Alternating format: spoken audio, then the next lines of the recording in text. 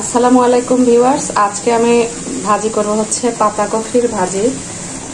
প্রথমে আমি পেঁয়াজ এবং কাঁচামরিচ দিয়ে দিচ্ছি। আর পাতাকপি ভাজি তো খেতে অনেক মজাদার, এটা তো আপনারা সবাই হয়তো জানেন। পাতাকপি ভাজি, কুমড়ো ভাজি বা লাউ ভাজি অনেক টেস্টি একটি খাবার।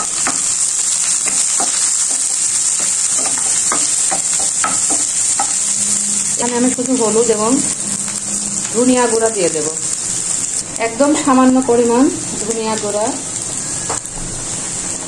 হলুদ গুঁড়া,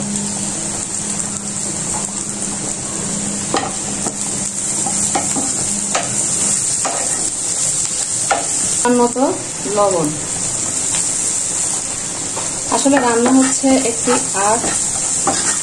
এই ভাজিটাকে আমি করি একভাবে, আর অন্যান্য আপুরা হয়তো করে অন্যভাবে। সেভাবেই করা হয় রান্না, মজাই। পাতাকপি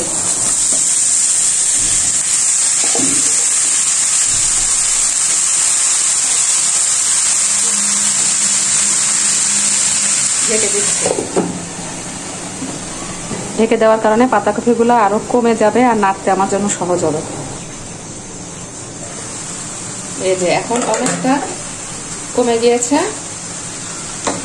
নেড়ে দিচ্ছি। আর এর পরবর্তী স্টেপ তো বলে দিতে হবে না, যতক্ষণ ভাজি না হয় ততক্ষণ তো ভেজে নিতে হবে।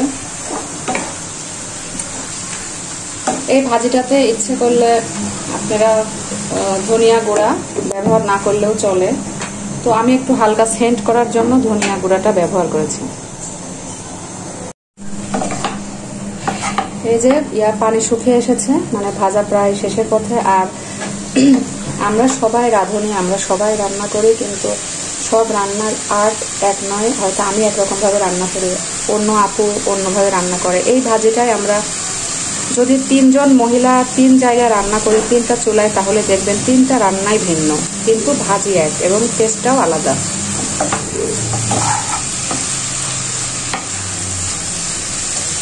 এজন্য বলে যে রান্না হচ্ছে একটি আর্ট। পাতাকপি ভাজিতে যদি নর্মালি কোনো গুঁড়া দেওয়া না হয় বা হলুদের গুঁড়া যদি দেওয়া না হয়, তো নাড়তে নাড়তে এমনি এই কালারটা চলে আসবে। দেখুন, এই কালারটা এমনিতেই চলে আসবে, কিন্তু তারপর আমরা একটু গুঁড়া মশলা দিই যেন রান্নাটা একটু সেন্ট আসে।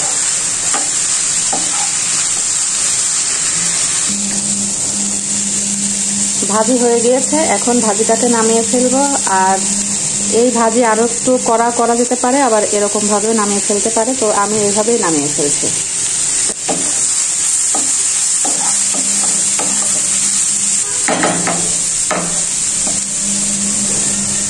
ভাজি হয়ে গিয়েছে। ভাজি এর থেকে আরো একটু করা যেতে পারে, কিন্তু আমি হালকা করে নামিয়ে ফেললাম, কারণ যত করা হয়ে যাবে তত ভাজিটার যে একটা পুষ্টিগুণ সেটা নষ্ট হয়ে যাবে, তাই আমি এভাবে নামিয়ে ফেলছি।